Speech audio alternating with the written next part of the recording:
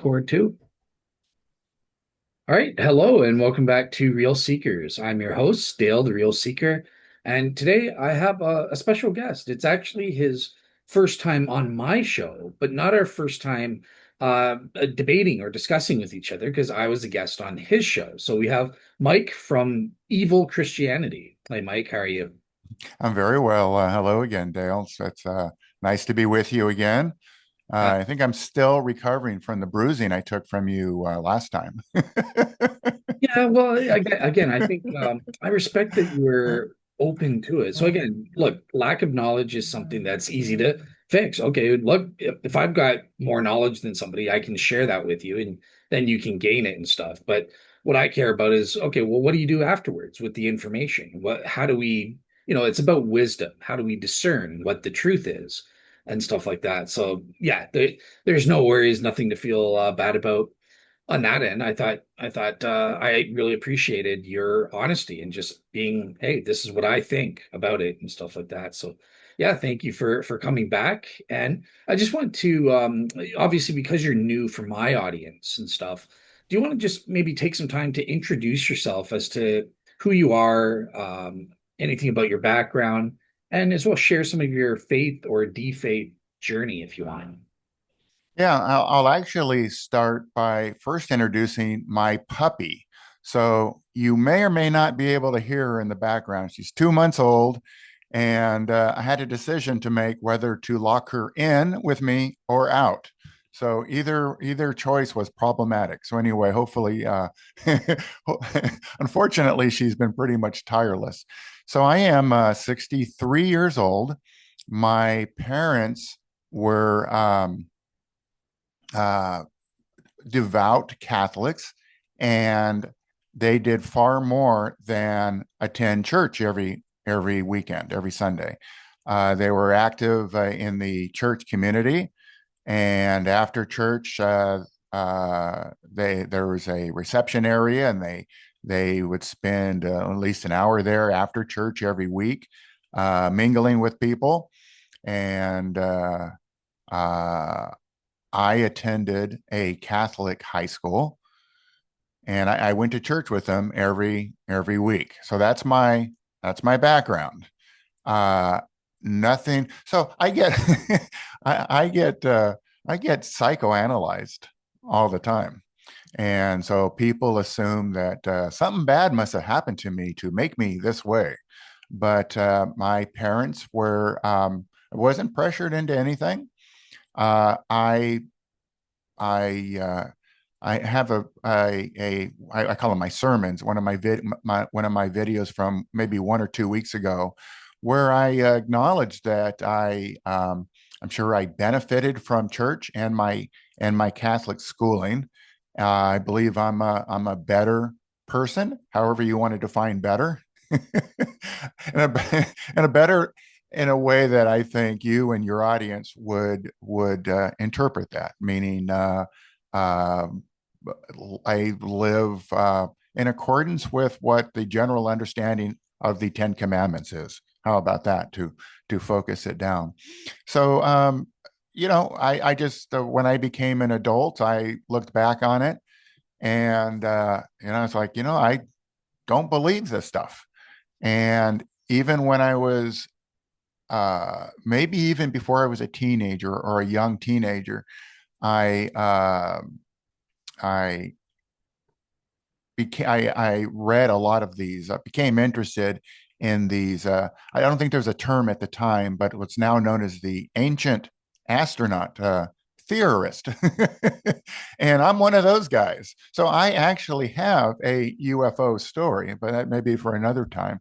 But so once I comprehended that, and it wasn't the I can't remember his name is Chariots of the Gods. It wasn't that book, but there was another one, and it was fascinating. And I don't remember the title of it, but I remember the subtitle. And the subtitle was What if the Bible is not only true, but what if it is literally true? And the premise of the book was there's a lot of scripture that's translated in a way that we now recognize as being religious oriented or Christian oriented. But there's some of these crossroads where if you take it the other direction, uh, it would explain uh, these Bible accounts in the Old and New Testament as being encounters with extraterrestrial beings, and that resonated with me. And I remember going to my father because I was, let's say I was like 13 or something, and oh, Dale, I lost you here. Are you there? I don't have sound from you. Sorry, I was just sneezing, so I didn't want you guys to have to Oh, that. But yeah, if I ever black out, I'm just doing all something. right. Well, I'll continue. I'm sorry to, hope I didn't grind this to a halt, but I'll finish up quickly here. As a 13-year-old, once I read this book and had time to digest it, everything made sense to me. And I remember I figured I, as a 13-year-old, had solved it all. And I remember going to my father and presenting this to him. And yeah, I mean, he's dismissed it. And by the way, my parents very loving. I just lost my mom, as you know. Well, went to her memorial 3 weeks ago, I guess. And I had a wonderful upbringing. There's nothing weird with Catholicism. Um, and I did actually explain. Well, I might be getting a little bit off topic, but we had a memorial mass for her 3 weeks ago, I think it was, and it was odd from my perspective going back to church for the first time in, I don't know, 40 years or something, and seeing these rituals. I don't think you're Catholic, right? Yeah. And seeing these rituals, and some of it was really embarrassing, but yeah, that's a little off topic here. So yeah, I'm 63. I haven't been back to church in like 40 years. And another point maybe I should make here is that I wasn't really obsessed with religion. In other words, this isn't my thing.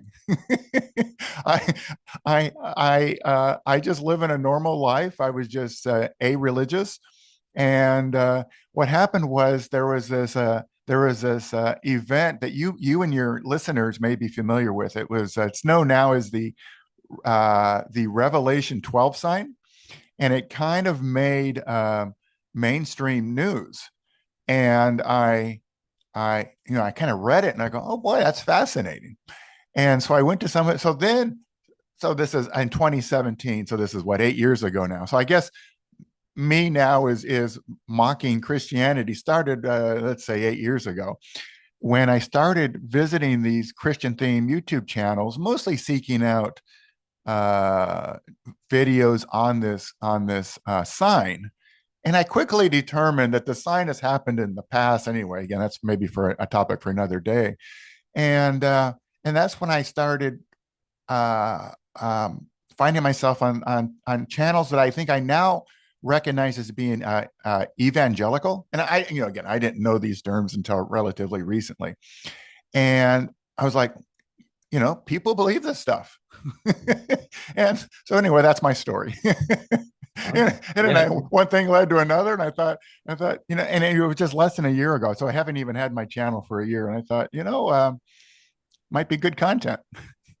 absolutely. Yeah. I just a couple of things sort of struck out at me is now I again you were gone for 40 years in that in my case, but I had to leave the church for a period of 8 years before I came back in God's grace and stuff like that. So sometimes you do, I admit, sometimes you do need to get out of it. If you don't believe it, don't fake it till you make it. You're never going to make it that way. Like if you don't believe it, you don't have to show up. Be true and honest as a real seeker. But as long as you never turn your back on God, you're always open to the truth. If it is true, then I'll follow it type thing. And you're a real seeker, then I believe it's possible you could, it's possible you could come back. Yeah. What were you Yeah. going to? So another quick thing here, I get uh,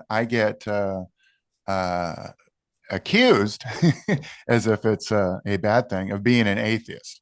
So I don't know. Nobody knows, and we don't know if there's a God or gods. We don't know how we all just, it's like I'm watching my little puppy here, Roxy. And it's like, she just finds herself in this situation. And, we're all here in the same situation as she is. We're on this planet, and what's going on. We don't know if maybe we are an experiment from an extraterrestrial, superior race, and someone went to their version of a Radio Shack, or, So, and so you're an atheist in the sense of like Richard Dawkins. You lack theism. You wouldn't say, well, hey, I actually know God doesn't exist or probably doesn't correct. exist. You're just, I don't know. I'm not asserting there is no God. I Okay. don't know.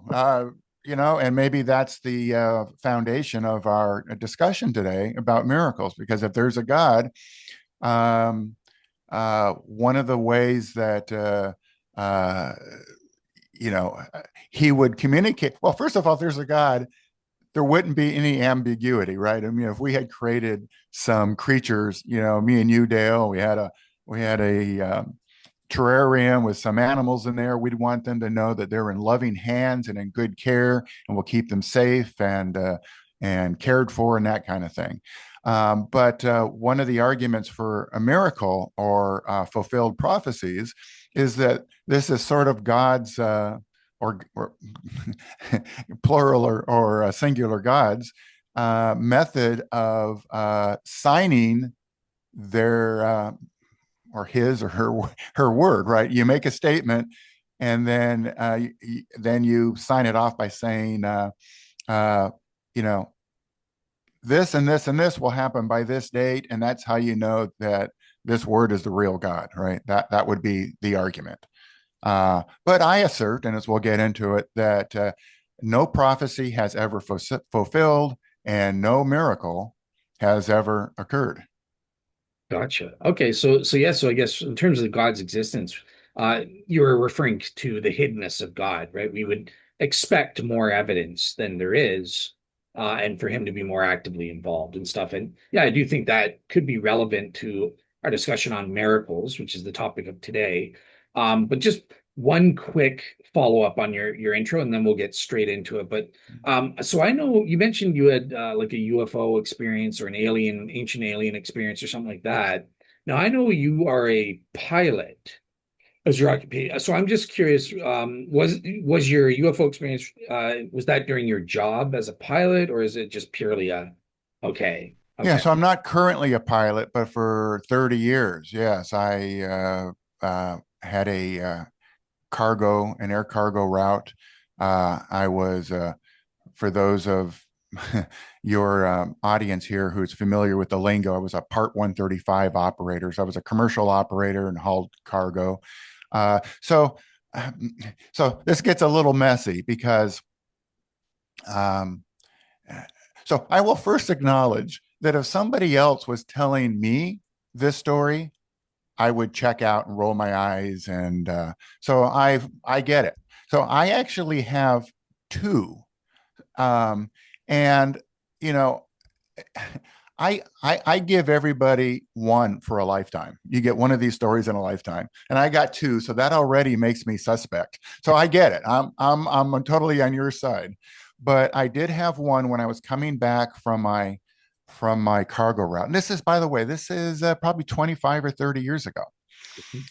And this is before we had drones and um, uh, technology to create false videos and that type of thing.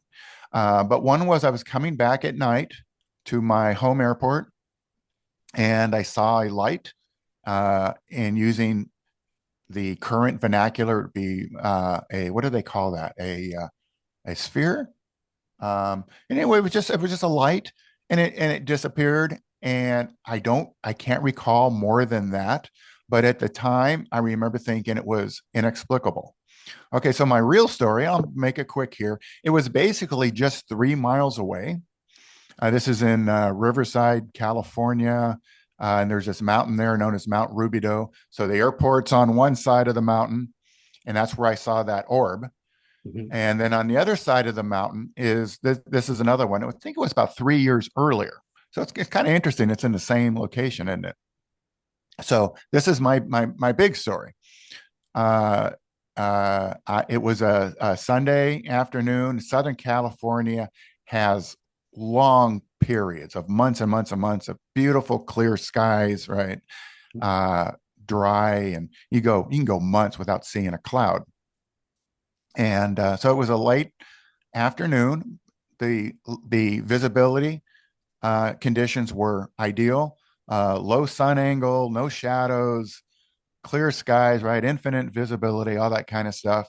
And I was across the street in downtown Riverside. It's not a small place. Probably has 300,000 people in it. Um, you know, in the downtowny area where this happened, these are all kind of grid housing, a little bit tight together. So a lot of people there. And I just when I was across the street at the friend's house, and the neighbors who I was friendly with, and just passing time chatting, and there was a flashing light, and it was a white light. So that's important because um, uh, now we have everyone kind of knows the color temperature of lights, right? You know, 3,600 Kelvin would be kind of these warm lights that we're used to, the incandescent, and 6,000 Kelvin would be like daylight. So we all know that now. We can change it on our computers, right? I got lights here right now where I can adjust them on the computers. But back then, that was unusual. It was a bright white light, and that was not the norm. And it was flashing. And my first reaction was, I thought it was an emergency vehicle, and it was kind of omnidirectional. And then I identified this, what are we going to call it here? This object. I identified this object, and I now know the term as being oblate. At the time, I didn't know. At the time, I would have described as being like a pumpkin, kind of a sphere, but the poles are flattened. Yeah. And it Just like was the Earth is oblate, right? So yeah. yes. So then it was near this mountain and was just above treetop level. I mean, it was 50, 60, 70 feet above ground level. And it was slowly moving, like, I don't know, 10 miles an hour, something like that. Well, you're Canadian. Would that be I 10 don't know, 20 kilometers? kilometers, maybe. I don't Or know. we can use aviation, about 10 knots. It's all about the same. It was moving slowly. And like just above treetop level, it was wide. I mean, it was probably about 50, 60, 70 feet wide. Mhm. What is that? 20 meters, something like that. I And appreciate the conversion. So, yeah. I watch some of these car repair videos, and they'll say, "Oh, look at this disaster that happened in X number of miles," and then they put it in kilometers, and everyone says, "Oh, thank you for translating." Right? America, yeah, we're not the center of the world here. Yeah, well, I remember one time I rented a car and it was an American car, and oh my gosh, I was like desperately watching this speedometer to be like, okay, am I? Well, this is 120 on our highways, 120 kilometers per hour. So what is that for miles? Well, so I also shared with you that when I came back, we just bought a car, right? So now we got two dogs. We needed a car. Did I tell you the story? So we we bought would you believe, a Suburban from Oregon. Mhm. So people in Oregon don't know anything about Alaska. They sent it to Anchorage. Well, there's no way to get where I am in Juneau to Anchorage. So I'm sitting there trying to, what are we going to do? So my wife and I ended up making a road trip out of it. So we flew to Anchorage. And the only way to get it back here is we have to drive it home through this long highway. And it goes through Canada. So when you first, we actually needed our passports, right, to get home. So one of the first signs we see is one that says, you know, the speed limit is 50 kilometers, but Mhm. then there's like instructions for Americans, right? Because we're so dumb. So they're trying I don't to know. We elected the liberals, so I don't know. so they're having to educate all the idiot yeah, Americans that drive through. So anyway, this object, this spheroid, this oblate sphere, Mhm. is like treetop level, coming down slowly. And so I and my neighbor both observed this thing. And it's coming down. It was paralleling the street, this residential street. And but it was not over the street. It was kind of over the houses, came slowly down the street and paused kind of almost over my house. Went a little bit past my house, paused there for a moment, drifted back away from us. And this is right across the street. We're just, you know, 50, 60, 70 feet across. We had perfect visibility of this thing. And it was a thing. It was then it started drifting away, and then fire and sparks. And are you losing me yet? Am I losing you? So fire and sparks came down from it. Mm-hmm. And then it drifted away and disappeared. Okay. And the guy's daughter saw the end of it. And I remember I turned to him, I said, "You see that UFO?" And then he joked with me. He said, "What a UFO?" He was being facetious. But I called my father immediately after, and I told him that's the story. And then he starts asking me all the normal, reasonable questions. And at one point, I remember he asked me, could it be a hot air balloon, that type of thing. And it was that point that I realized I'm just going to have to take this to my grave. I totally get it. I probably don't sound crazy to you. I don't feel crazy. I don't. Yeah. No, I mean, it's a normal occurrence. Very normal, smart people claim these things. And I think even from a Christian perspective, we can accommodate that some of these experiences are real. I don't believe in aliens or UFOs. So I obviously demons, stuff like that. There is a spiritual warfare. So yeah, I don't necessarily think you're crazy or anything like that just because, you're describing an paranormal or extraordinary experience or something. So yeah, no judgments from me on that front. But on the other end, you do have judgment. On the other end, you do have judgments for me because the last time we spoke, I am a pro Shroudy, and we were kind of discussing the Shroud of Turin there, and I kind of realized during our talk that look, actually, let me just play a clip that kind of led into today's discussion, why I want to get into miracles. So let me share my screen here. All right, share sound.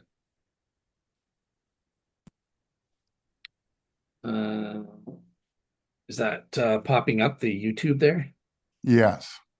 Okay, so this is just a couple-minute clip that so we're talking in context. We're talking about Bob Rucker's on the Shroud of Turin, the neutron irradiation hypothesis as an equal empirical explanation for the carbon-14, and that's where we get into Mike's understanding. Well, that's a miracle. So okay, well, let me ask this last final thing then, because I know you want to wrap up. But so remember I said at this point they're empirically equivalent, right? We can't prove Bob's theory is true about neutron irradiation or maybe some other kind of contamination unknown that somehow is throwing off these results, but it's still medieval. I would say we've actually found now empirical proof published in the secular peer-reviewed journal Applied Optics, not a puff piece. This is on the level of the journal Nature or something like that, right? Applied Optics is a good journal by a physicist, Dr. Tom McAvoy. And he's actually taken the ultraviolet fluorescence studies independently, right? They were done by Stirk back in 1978, the ultraviolet fluorescence spectral tests. And the findings from that test precisely match, here's a picture of it, Bob Rucker's assumed MCNP computer calculations. Again, he assumed the resurrection happened and burst of neutrons. These were the results of his MCNP computer calculations. Totally independently, the ultraviolet published in peer review match that curve. Would you agree that's empirical confirmation, that seems to suggest, yeah, actually we should believe Bob's hypothesis is true. It was irradiated by neutrons. What's your thoughts on that? I cannot get my brain to go down that path. Yeah, and this is maybe what separates the religious from the non-religious. It's not something I can even begin to consider. Is that for philosophical reasons, or like based on the science? Well, Like based on every based on every observation, every known law of physics and common sense, that a body cannot die and then become undead after 3 days of being dead. And then even if that happened once, the mechanism of action is unknown. Okay, so that's sort of the clip that led today's discussion, because I realized, look, I could give you all these counters and facts about the Shroud of Turin and these theories and this paper, blah blah blah. But at the end of the day, I'm talking about a miracle. And if that's just out the door for you, there's no point in going down the shroud evidence. So I really wanted in this thing to deal with this issue of miracles, see if I could at least get you to be open to considering them and stuff like that. So yeah, I think that's what I wanted to discuss with you today. Yeah, I Just was that, just going to interject one thing here too. And by the way, just so everyone, your audience and my audience understand, yeah, we're just not a debate, right? It's just having a friendly, yeah. like two guys at Starbucks chatting. Yeah, so I actually have a quote here regarding Rucker's paper. So he has numerous papers, but the one that's often cited is this one that's from 2020 that was titled or is titled "The Carbon Dating of the Shroud is Explained by Neutron Absorption." So yeah, so basically he's asserting that, okay, so we have these radio, or we're getting a little off topic here, but I just kind of want to set this up briefly. He's asserting that the carbon dating cannot be done because the shroud had been, I don't know, contaminated or influenced or impacted by these neutron radiation, and it absorbed it, and now that's why the dating's off. And so I just want to read two sentences here from a paper, and I'm unable to quickly cite it here, but I'll just read it here. But it basically sums up my view too. It's quote, "No plausible physical mechanism has been proposed to explain how the resurrection was accompanied by a significant neutron flux. If a supernatural explanation is to be proposed, it seems pointless to make any scientific measurement on the shroud at all." So once we go down that route, people, you see this proposed, for example, in the theories to explain the creation of the universe, including the Big Bang theory. And people will say, well, God did it or whatever. Well, once we'd say that, maybe there's no way to argue. What do we call them? Secularist or naturalist? Is that what they're called? Naturalist, yeah. Naturalist want to explain it through mathematical formulas and through science that can be observed and repeated by others, right? But once somebody says God did it, well, then there's nowhere to go with that. And by the way, it now might be a good time just to further set this discussion up. I actually looked up the only preparation I did for this is sitting in the shower waiting for this to begin, and I thought, what is the definition of miracle? So I just found one here, just the first one at the top. Might be from Oxford, but anyway, here's how they define miracle.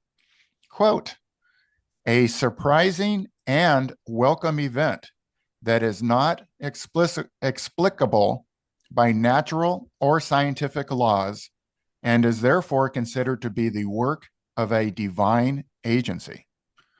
So divine agency made me chuckle. And I thought, so I looked that up, And half of the definitions for divine agency, I know you would reject, you and your audience would reject. So I found one that I think that you would accept from a Christian source. Divine agency in Christianity encompasses the belief in God's supernatural influence or intervention in human affairs. Sure. Sure. Yeah, or natural order in general. It does he could do a miracle having nothing to do with humans, right? The act of creation, for example.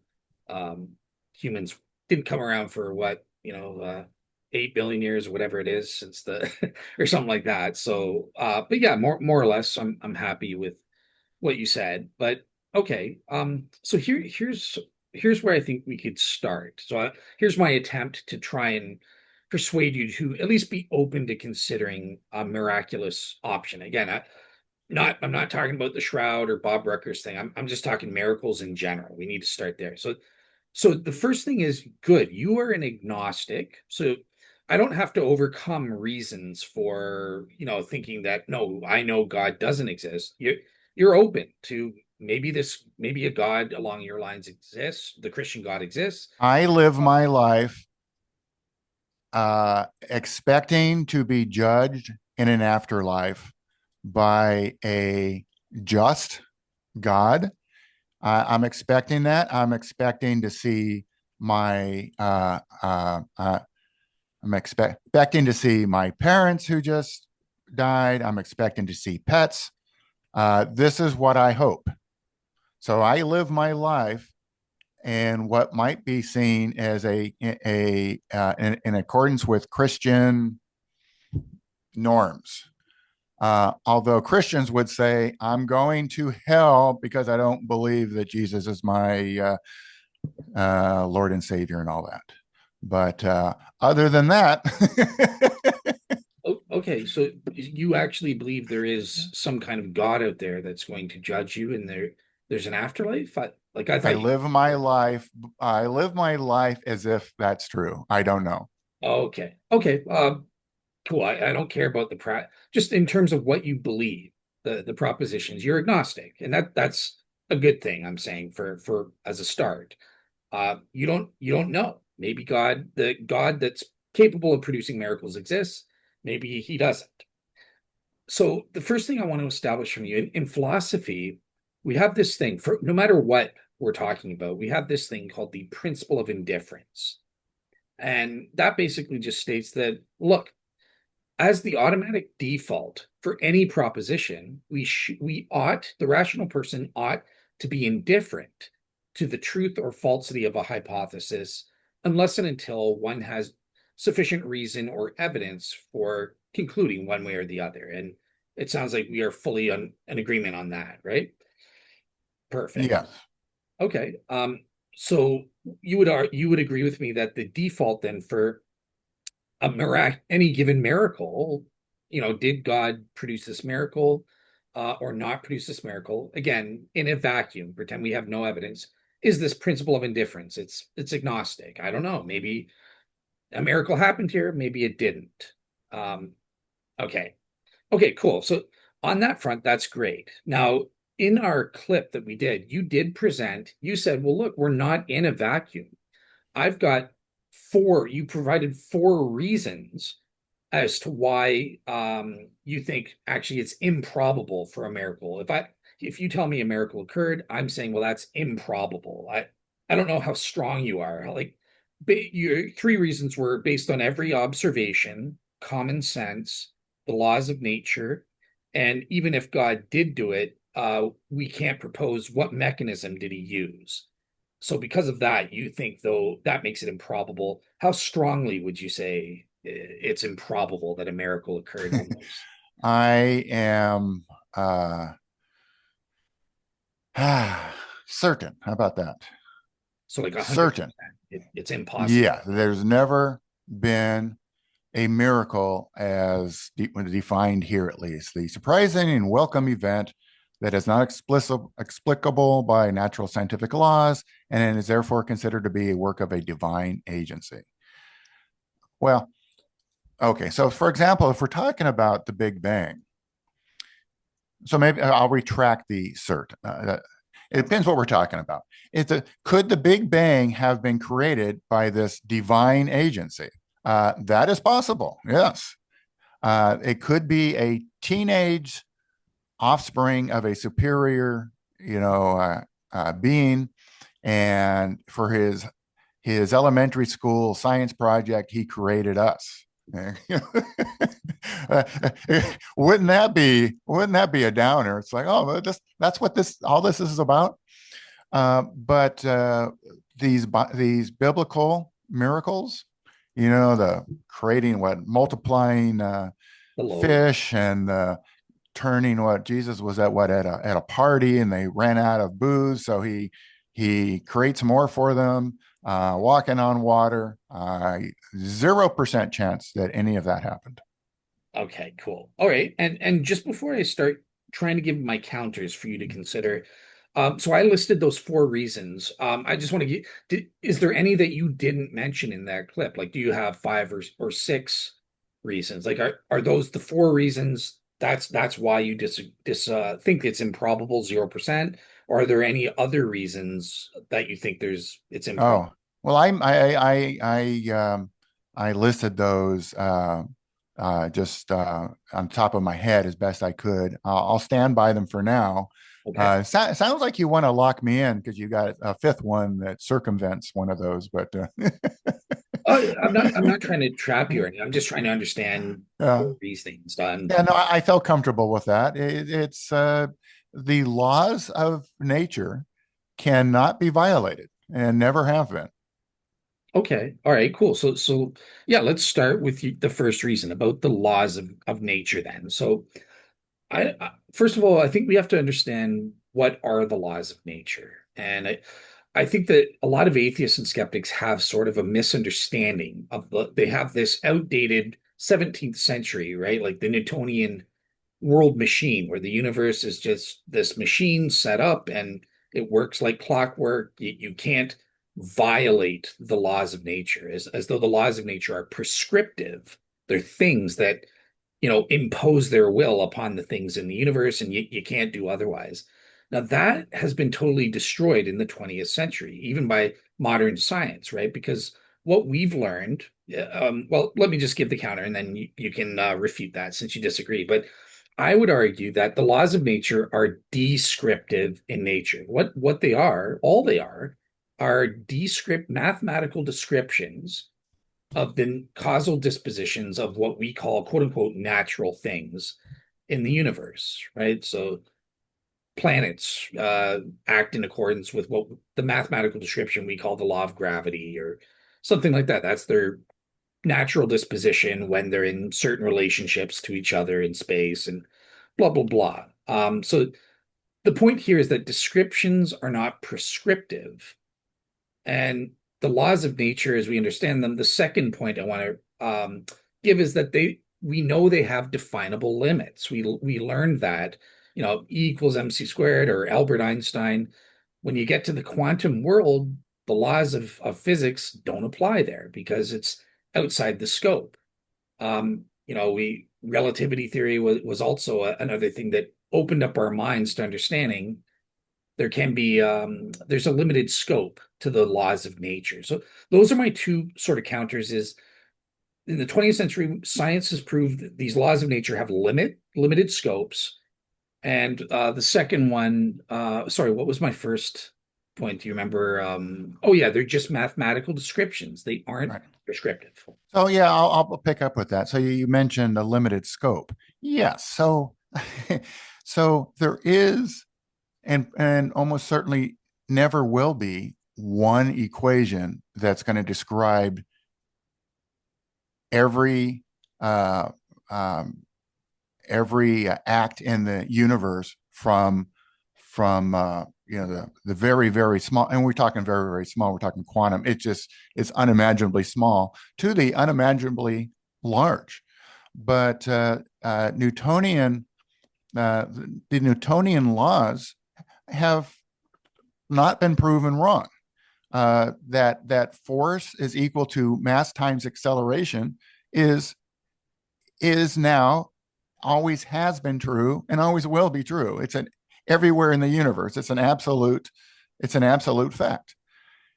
That that that Einstein created more to augment that under specific situations. Well, that's different.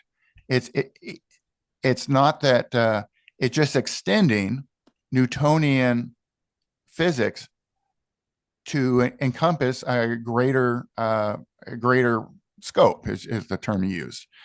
And now we're getting into quantum, and then that's even different, right?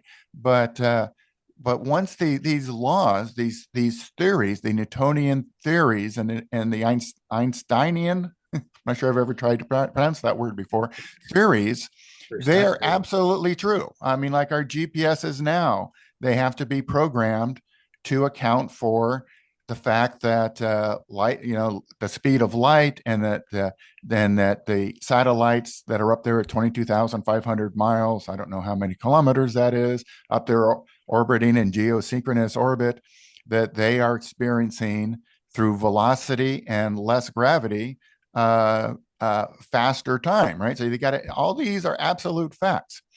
Now, an interesting part of this is, when we discuss like what created the universe or the multiverse, right? There could be a number of universes or an infinite number of universes. We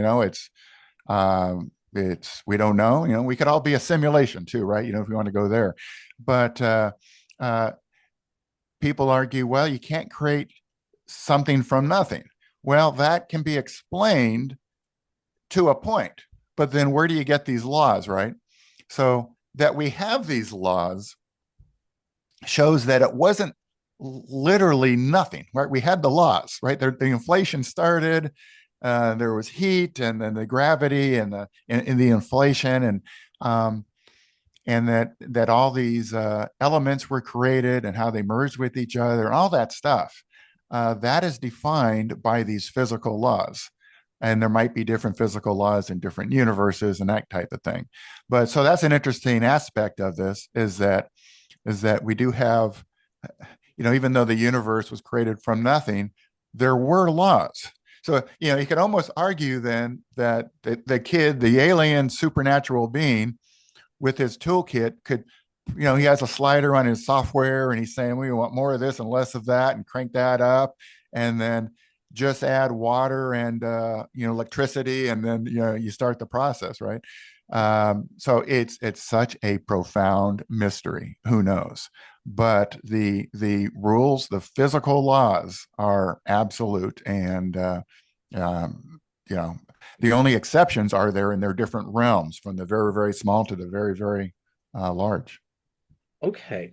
So let me just ask this then, just for a clarifying quick question, and stuff like that. So you mentioned that given the multiverse and stuff, it's possible that there are different laws of nature, or differences in the laws of nature at the very least, right? Different values for the laws that we have here. Now, from my understanding, it's been a while since I looked into the cosmology and did the cosmological argument, but from what I remember, Stephen Hawking proved that information can be can't information be transferred from one universe to another or something, or is it totally blocked? So what Hawking radiation is information cannot be destroyed, right? Like that's the principle of entropy, and the Hawking radiation describes. All this is theoretical, but it's a way to explain it through math. That is the information not leaving, that it's trapped in these black holes. So yeah, so all this gets so weird. Yeah. Yeah. What I was trying to see is, would you be open? Would it be possible for something from one of these other universes with different laws of physics applying to transfer to ours? And if so, would they be bound by our laws, or could it be possible they turned water into wine Yeah, based yeah, on? yeah. So now you're getting above my pay scale. I'm just a guy who Okay. has a little bit more than a passing interest in it, but nothing more than watching YouTube videos. Uh, So don't you'd be know. open to, as far as Yeah, you. I'm not sure if that's allowed. So we know, for example, like um, the the what's that second theory of relativity? I can't remember what it's called. The theory of General theory of the relativity. general theory of the second one, Yeah. where first of all, by the way, so the speed of light, you cannot exceed the speed of light. But if you're already past the speed of light, then there's nothing mathematically to prevent that. And also, Sure. you're allowed to you're allowed to uh, encompass vast distance, right, by bending space time, right? It's called wormholes. So, but that's within, as best we know, that's within our universe. So, as I described earlier, so it's funny how all this is now tying together. I discussed my should we call it a UFO experience? So so Yeah, that could be this object that I saw, um, and by the way, it was translucent, uh, whitish, and had um, like ill-defined edges, which is kind of odd. But anyway, this thing, as it moved away to us, it remember it's shooting down these fire and sparks came down. They did not touch the ground, and then it drifted away slowly and disappeared. So where did it go? What was it? I have no idea. So could it have gone to another, dimension?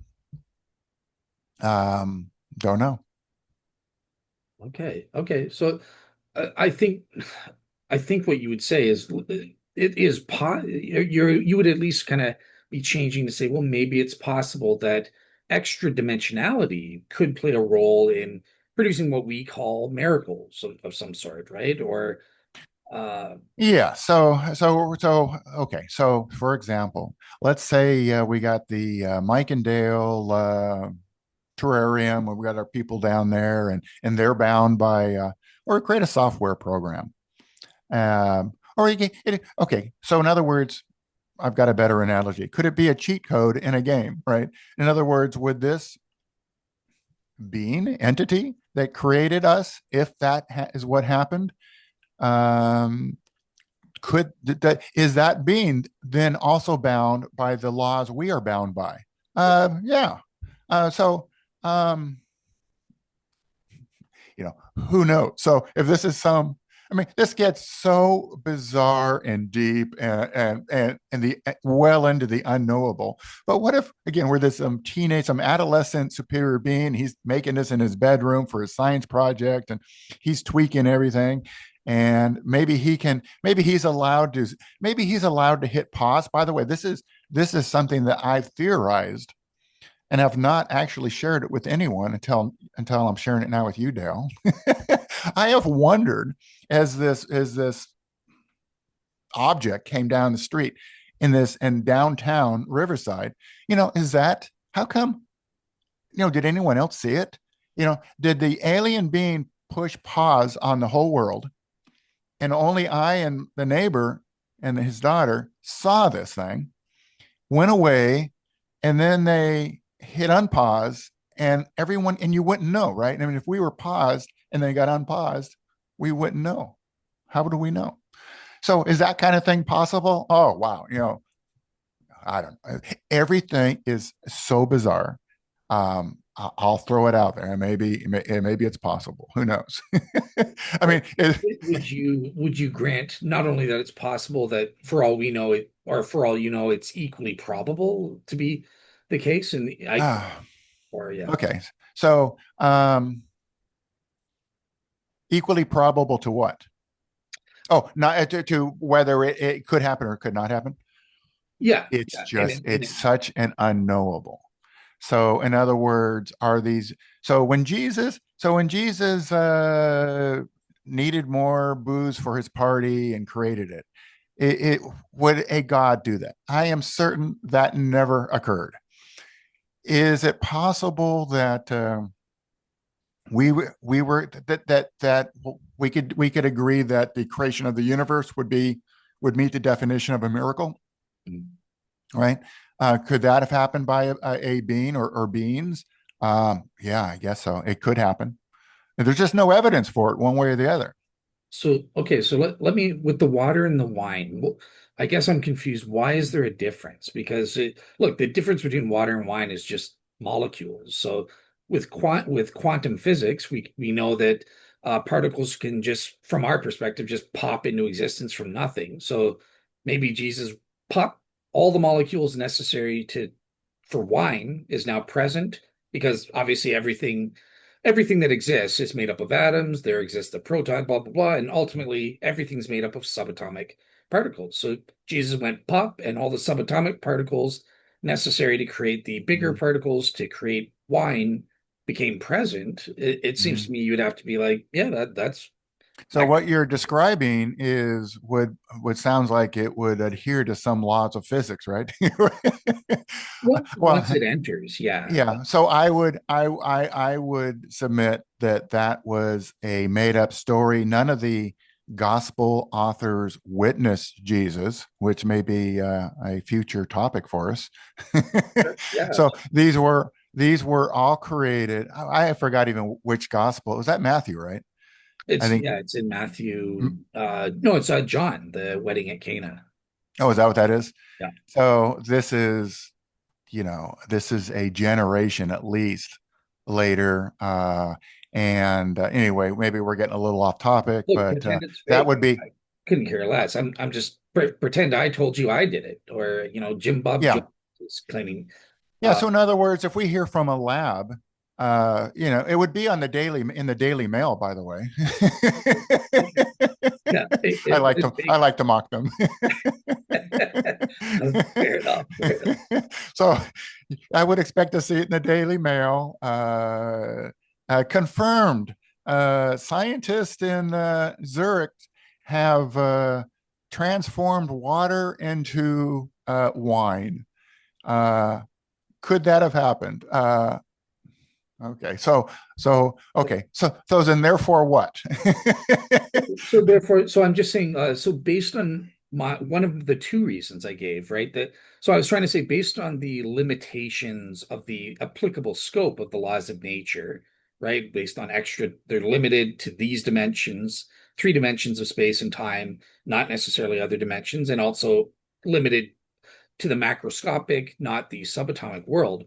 There are equally plausible ways that it's possible a miraculous event such as turning water into wine or something like that could have happened given the limited scope of what we call the laws of nature. It sounds like you're saying, sure, I obviously we would need to see the evidence to make it's got to be in the Daily Mail or otherwise it's false no matter what. But if you see it in the Daily Mail, you know it's true, right? So, um, uh, but it sounds like you're open to at least considering miracles on that perspective, that first of the two perspectives I gave. Okay, but that's not violating. In other words, so we started here with the definition of miracle, right? So this is not violating any law. This would be. Uh, so in other words, You're a right. violation of a physical law. You snap your feet like I Dream of Jeannie or whatever. I don't know if you had that TV show in Canada, but I did, yeah. uh, Before my time, but we saw was it it? reruns. Yeah, and I was just telling my wife that I hated those shows because you'd watch it and watch it and watch it, and the half hour is almost over, and you're like, "Wow, how are they gonna tie this all up in 5 minutes?" And then you just do the thing, and I hated that. Yeah. Cheap. It's lack of imagination, but yeah. Ah, that would not necessarily, and the way you presented it would not necessarily violate any natural laws. If it was discovered there's a way to do this, and then you're saying, well, it was done 2,000 years ago, then that puts it in a different light. But we would need something that was literally um, impossible, right? And it could literally not be explained by physics.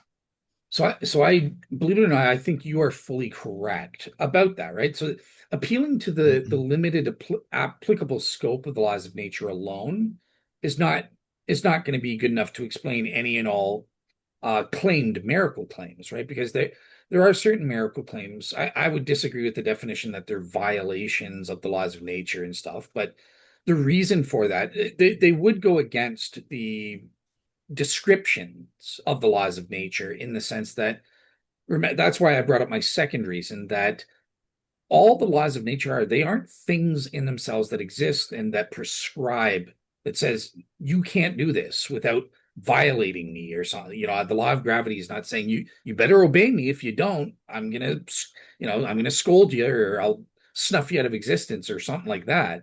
That the laws of nature aren't things. They're mathematical descriptions of the way natural things in our universe typically behave under the set parameters that the laws of nature apply to.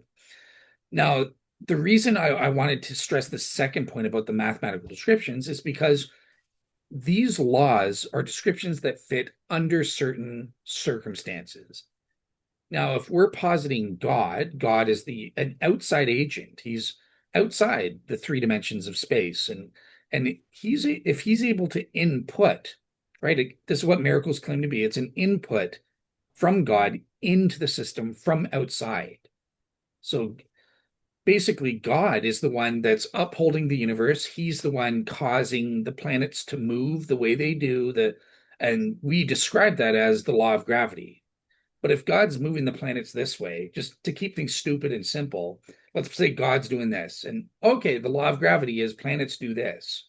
But then God goes, aha, see? Right. Well, Yeah. okay. So you maybe it wasn't thoughtfully considered, but you said laws of physics define and describe the way things, quote, typically behave. So I would correct that and say absolutely every time behave. So like gravity is never not acting exactly as our current math describes. All these weird meteors and comets we have coming to us, all that we can predict tens of billions of miles ahead of time where it's going, what its path is going to be based on these laws of gravity.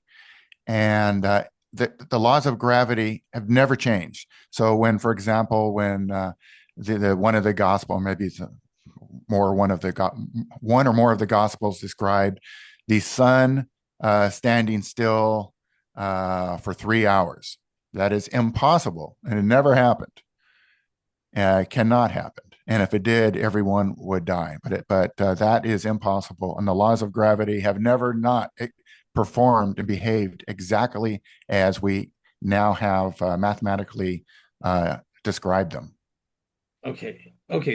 So I would challenge that then and say this is just a blind faith assumption on your part, right?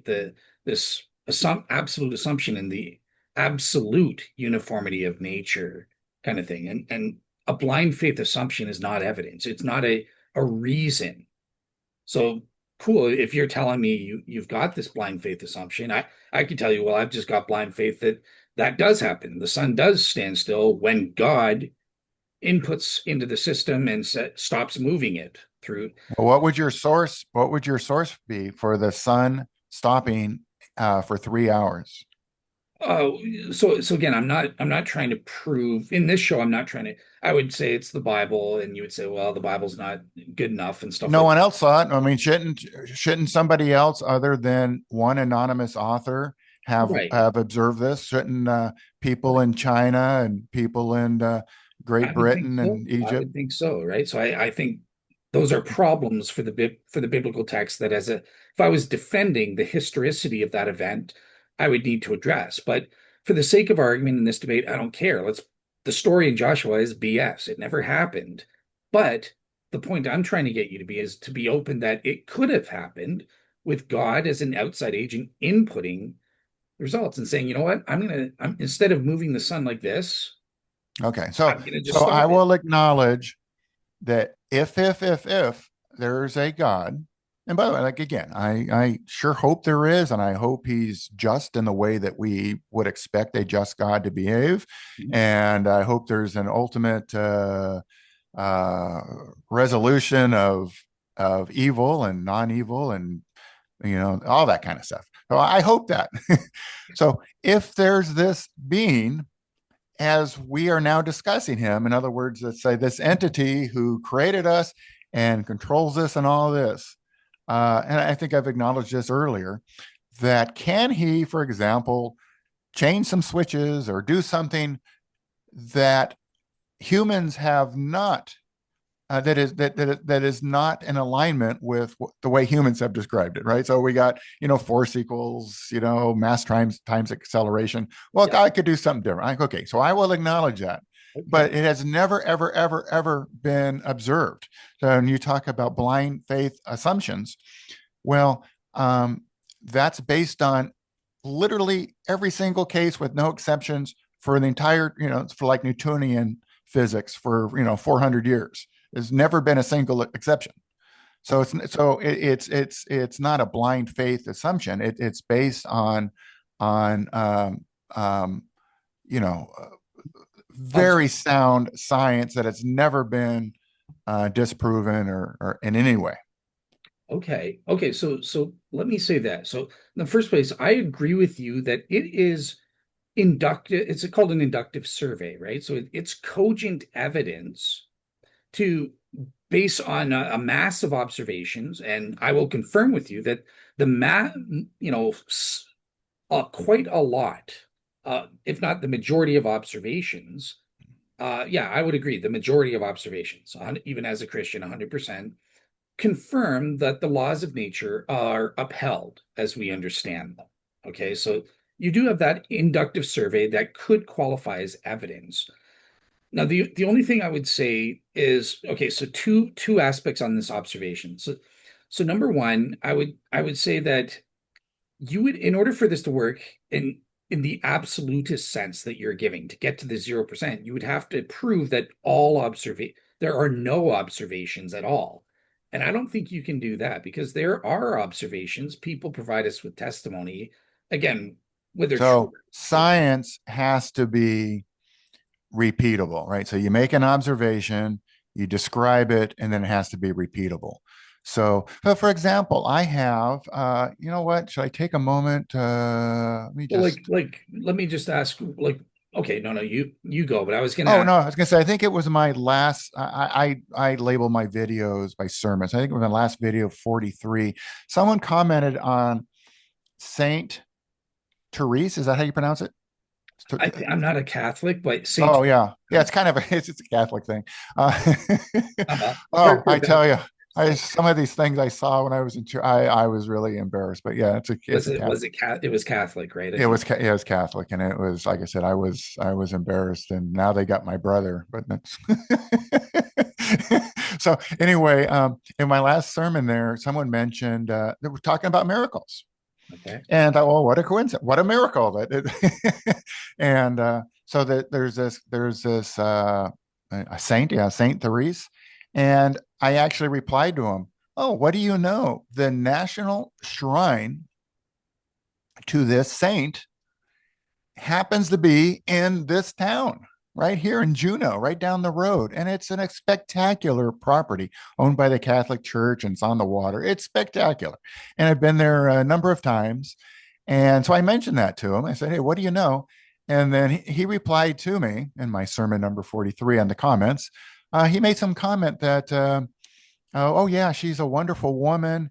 And those who have visited her tomb or whatever she's at now, talk about that they can smell perfume. Oh, okay, so I'm not here to ridicule people. Well, that's not true. You People. are Christianity for I created a whole YouTube channel as evidence to the contrary. When people come to my channel and write to me, and I consider that a safe space, and I'll treat you with dignity and take you seriously. But look, it's like these people who sit in these crop circles, right? You're familiar with these crop circles. Mhm. And some of them will sit in there. So these would That's not be strange. Christians. These would be a secular kind of thing, right? And these people sit there, and these hippie types, and a lot of times they'll do it at a solstice or an equinox or something. and they'll claim that they can feel energy, right? So where do you go with this? Or people have these NDEs. I don't know what to say. How many people tell me that they've seen God, or they've seen Jesus, or Jesus has touched them. I get this all the time. I had one woman who told me that while she was sleeping, Jesus came into her room and tugged her thumb. Mm-hmm. And she said it was Jesus. Well, okay. Well, I mean, Where do you go with that? to be fair, at least it's not like she's saying she saw some orb or something above a tree. And no, I I don't think get it. No, I get it. I get it. I but get it. Well, and from again, when your I was, testimony. Oh, what was sorry. that? Uh, I was going to move on to the next point. Like the point, the reason I did want to bring up that joke for a reason, because remember how your testimony, I think that the rational person shouldn't just make this automatic assumption. Oh, Mike told me he saw an orb. That's just ridiculous. That didn't happen. I know that didn't happen. I have no evidence or at all. I'm just assuming. Same way with, a vision of Jesus tugging your thumb or something like that. Now, we shouldn't assume it's true. A lot of these are fake and frauds, or just naturalistically explained through a dream or something like that. But the point is, we shouldn't decide one way or the other. Again, that principle of indifference without evidence. And there are tons. Craig Keener's written a 2-volume entire book outlining just the claims. He doesn't assess the claims, but just the claims of, hey, this guy was dead, even declared the medical experts said he was dead. And a couple days later, he raises from the dead and stuff like that. And so there are tons of testimonies of this event happening. And the point that I want to make for you, for the purposes of our debate, is if you're going to claim on the basis of our observations, there's a 0% possibility of somebody rising from the dead. That means you have to prove that all of these testimonial observations of the opposite happening, are false. It's not All rational. right. So, okay. So we're getting a little mixed up here. So, for example, there have been uh, uh, people who have been dead and then have been undead, and that's scientifically demonstrated. And usually you get people who are like frozen in lakes, right? And young people, and they can be thawed out and that kind of thing. What we're talking about with Jesus is a guy who basically would have no blood left, right? You know, crucified and all that. And then 3 days, and then not that he was, it's not that he was then, resuscitated by some, unknown mechanism, but he was literally gone and then reappeared, apparently all healed, and walked around for what, 40 days? Is that the tale? So I reject all of that. Again, and I know we differ here. There were no witnesses to this. No one's documented it. These are creations written literally decades after the supposed time of Jesus. So believe it or not, we don't necessarily disagree. Like I think in a lot of the cases, all we have the evidence supporting it is insufficient to believe them. And because of that, but the point that I'm making is I don't go, okay, well, therefore, because the evidence proving that it actually is true and happened, this guy was actually dead and then biologically dead, and then they rose from the dead. That lack of evidence doesn't mean, okay, well, therefore I disbelieve you. It should be this principle of indifference unless and until we have evidence one way or the other. Whereas it seems like you are just assuming, well, look, we've got this poor evidence, someone claiming this or that, and that's about it. So Yeah, well, therefore, the Jesus story, I would consider. I think we disagree here. I would consider poor evidence, but yeah, that there are creatures that are seemingly dead. I remember my wife and I were walking here in Juneau, where it gets cold. It's not terribly cold here, but it gets you can get close to zero. Oh, I'm trying to translate to Celsius. So this would it get significantly below freezing here. And anyway, one day we're taking a hike in spring, and we're alongside of a pond. Right? What is that? I'm getting down on my knees. Are those tadpoles or polywogs? You know what those are? I don't know what you call them in Canada. They're like what are those called? Like before you're a frog?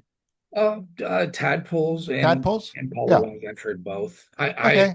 In fact, when I was 5 years old, I think I was a pollywog and doing lessons or something. By the way, I remember I think it was in a New York Times had some kind of a test you could take. And what do you call this? And what do you call this? What do you call this? And there were like 10 questions and you answer them and then it'll tell you which region you're from. And it was remarkable. It actually nailed me. So different regions have different terms for these. But anyway, these tadpoles are dead. In other words, they have no clinical sign of life. They're in ice for all of winter. I had no idea there was such a thing. So, that there are scientifically documented instances of humans being clinically dead, and again, however you want to define that, no brain wave, no heart function, whatever. I don't know how they do that, and then become, get resuscitated somehow. I get it. That does happen. And there's been some remarkably long gaps of being dead.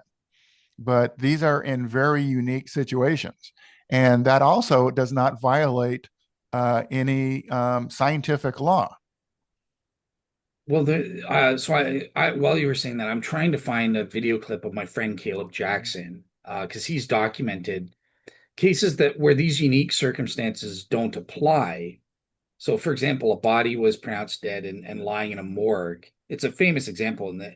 Yeah, no, there's all kinds of those situations. Well, you wonder if they were dead, but there's all kinds of situations you read where someone wakes up and they're at their funeral. It's like, hello, Yeah, I hate to interrupt, but and I admit that basically all we have is testimonial evidence from a medical expert in the morgue saying, yeah, based on my expertise, they were dead, and and they have reason to lie, don't they? Yeah.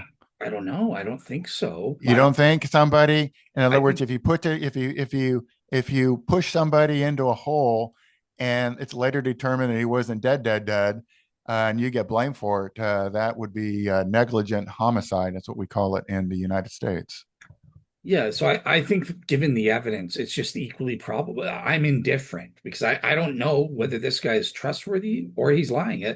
Lying sounds like an equally probable explanation given the limited info I've got from these reports. Like there's not enough to decide one way or the other. Okay, But and again, I would make a distinction between somebody being misclassified as dead, or perhaps being dead to some to some okay, degree.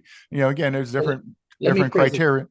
Okay, Uh, so Go ahead. sorry, let me phrase it this way, just to make my point, and then I'll move on. But do you have any proof that this guy wasn't dead? Like, do you have proof he was frozen? Yeah, that's not the way proof works. I get this all the time too. It, It's the person making negative assertions cannot be proven. of course they can. You could prove we prove that the tadpoles didn't die because we can prove they were frozen or something like that. So That's not what I can't prove something didn't happen. I cannot prove, for example, if I make an assertion that I flew to Jupiter and had a delicious breakfast this morning and flew back in time for this call, you cannot prove that didn't happen. well, I could because I can cite again, just naturally speaking, you're saying? Uh, Well, you're right. Right, and maybe I shouldn't have gone that direction because there are ways. One of the ways you can prove a negative is through like the impossibility of its having, possibility of it occurring. yeah. And Dale, do you want to kind of continue this? And I think we've gone. How long have we gone for? I should say here, right? Yeah, so sorry, we have gone well for about an hour and 12 minutes kind of thing. So Yeah. that was just my main point about your thing. But just Do you one. want it? Do you want? Okay, go ahead and go and finish, and then we can continue here next time or whatever. Yeah, go Yeah, ahead. sounds great. I've had a great time. I hope I hope you don't feel like I'm not trying to trap you. I'm just trying to have a conversation with you and stuff. Oh my God, I'm enjoying And this. No, I'm yeah. having a wonderful time. I am. Okay, so I just don't have all day. okay, so hey, come on, Well, you'll know what make happened? And I was also worried. No, because last time I like to keep my sermons under an hour, and I think we went an hour and 15 also. But okay. then I had another Zoom call with somebody else from the what's his Sylvie React. So I had one with him, and Mhm. then it cut out on us because I guess he had a cheaper version of Zoom, and you only get 45 minutes. Okay, So okay. I Okay, so I out of respect for you and your time and your audience's time, just this one last thing, and I'll let you answer, and I will shut up and we'll end. But your last objection that you gave was, look, even if I grant you miracles happen and stuff like that, like what is the mechanism? Just saying God did it, what is that kind of thing, right? And so the thing I wanted to say to you is that it's in philosophy of action. It's actually a subdiscipline. Philosophers even have identified in science and stuff like that. There is these things called basic actions, which mean they don't have any intervening mechanisms and stuff like that. It's not like, oh, neuron causes a C fiber to go off. The C fiber causes an electrical impulse in my arm, then my arm goes up. There are no intervening mechanisms, but there are these things. Again, it's in a secular field of philosophy called the philosophy of action, and scientists back this up. There are these things called basic actions. That's how I think that's the mechanism of miracles. God just does. Oh, I'm going to do a miracle. He speaks, and boom, it's so. I think basic actions are the answer to your question. That's the mechanism of how he does things. Does that solve that issue for you or help? no. Okay, I tried. and on that